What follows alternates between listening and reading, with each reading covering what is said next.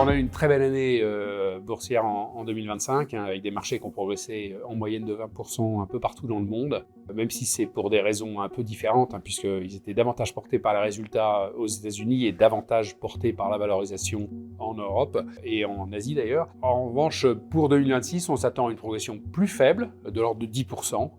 Mais cette fois-ci portée par les résultats un peu partout dans le monde, y compris en Europe, puisqu'on a une croissance attendue de ces profits d'environ 8%.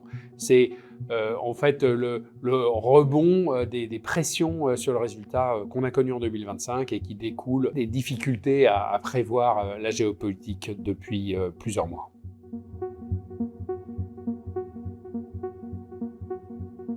Évidemment, il faudra que ces résultats soient livrés, puisque les marchés montent depuis 3 ans sans progression des résultats, en tout cas en Europe, et que ça ne peut pas durer éternellement, bien évidemment.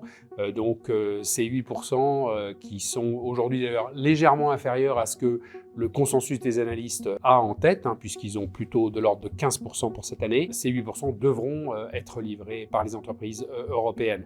Deux autres facteurs pour moi seront à surveiller. D'abord le niveau de valorisation des marchés, puisqu'ils sont considérés comme élevés. Alors en Europe, ça reste raisonnable, mais aux États-Unis, les niveaux sont considérés comme élevés par à peu près tout le monde. Donc il ne faut pas qu'il y ait de déception, et notamment il faut que les niveaux de taux d'intérêt à long terme, qui ont eu une tendance à progresser, à monter depuis maintenant plusieurs mois, restent, je dirais, à leur étiage actuel. Deuxième élément à suivre, c'est la liquidité. On connaît depuis plusieurs trimestres un soutien fort pour la classe d'actifs porté par la liquidité, et c'est vrai un peu partout en Europe, aux États-Unis notamment, mais il faut que cette liquidité reste positivement orientée vis-à-vis de la classe d'actifs actions pour que le mouvement se poursuive comme on l'envisage aujourd'hui.